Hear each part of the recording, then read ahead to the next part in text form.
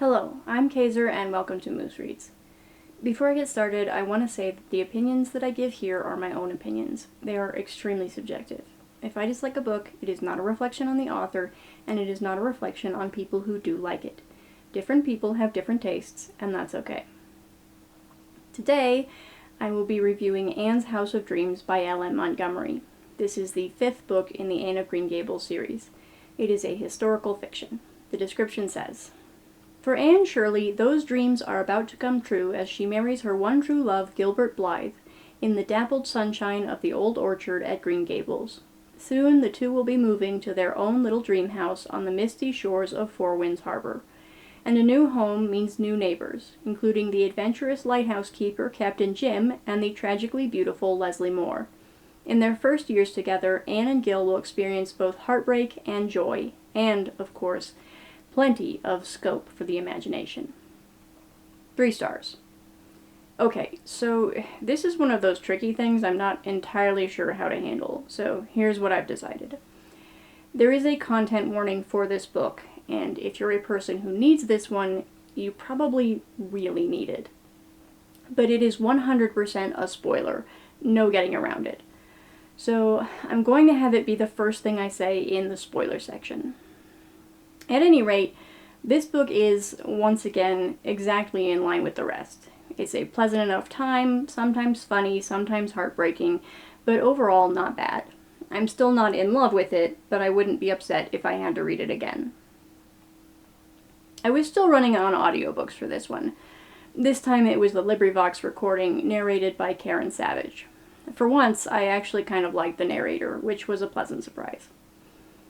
It honestly amazes me that it took until the 5th book for Anne and Gilbert to actually get married. I'm also really surprised at how little weight Gilbert carries in this series. He's barely in this book, and even when he is, he has so little presence that he might as well not be.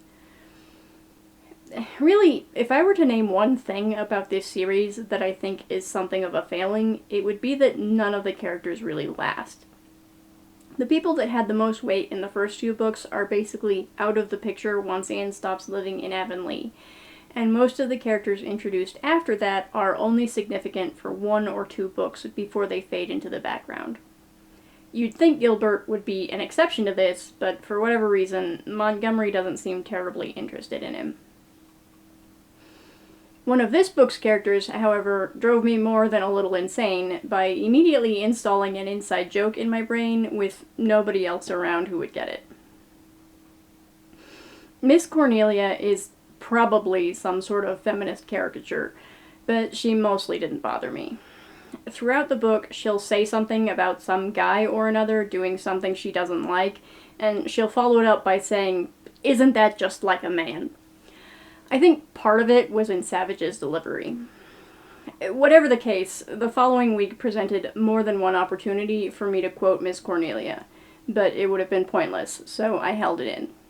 And yes, I am aware that it is a dumb joke. I love dumb jokes. Okay, that's it for no spoilers. If you don't like spoilers, now is the time to pause or close the video. For everyone else, let's talk details. So, the content warning is infant mortality. Somewhat early in the book, they start hinting that Anne is expecting, though Montgomery certainly takes quite a while to say it plainly. It ends up being a rough birth, and while the baby is born and named Joy, she dies before the day is out. As one would expect, Anne is heartbroken. I've definitely read deaths in books that hit harder, but that isn't to say that this one pulls its punches. That isn't the only death in this book, but the other one is an old man, so it isn't really a surprise when he goes. There was a part surrounding his death that frustrated me, though. The character in question is Captain Jim, who lives at the lighthouse. He's lived a long, adventurous life that he has sort of chronicled in what he calls his life book. Anne thinks someone should turn it into a proper book, but she can't do it because it's not in her wheelhouse. Anne writes fantasy stories, and his biography is decidedly not that. But later, a man comes to board with one of Anne's neighbors. He's also a writer, and he's been looking for the right story. Obviously, he finds it in Captain Jim's life book. The thing that frustrated me, though, was that when the book is eventually published, Anne comments that she hopes Captain Jim will like the ending that she suggested. Possibly I wasn't paying enough attention, but I don't think they actually say what this ending was. He also dies basically the moment he finishes reading it, so we can only suppose he did like the ending, as I believe he died with a smile. The one major impact Gilbert does have on the book has to do with the neighbor the writer was staying with. Her name is Leslie Moore, and she got married pretty young to an awful man, who then got into a drunken fight and suffered severe brain damage or something. So now he's more manageable, but she's still miserable. It's made worse because she and the writer fall in love, though neither admits it to anyone but Anne. Gilbert is all about new medical techniques. Leslie was told that her husband couldn't be helped, but Gilbert thinks that it's possible he can if he gets an operation. Anne is against it, thinking it will put Leslie in a bad place financially and only make things worse for her if her husband gets well.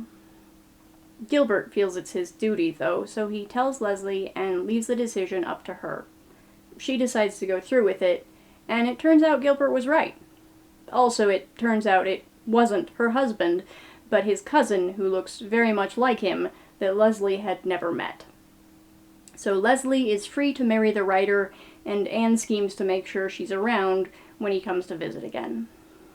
It all feels rather contrived, but at least it ends well. And hey, Gilbert did something, so that's nice. Pretty much at the end, Anne has another child. This time the birth goes much smoother and the boy is born nice and healthy.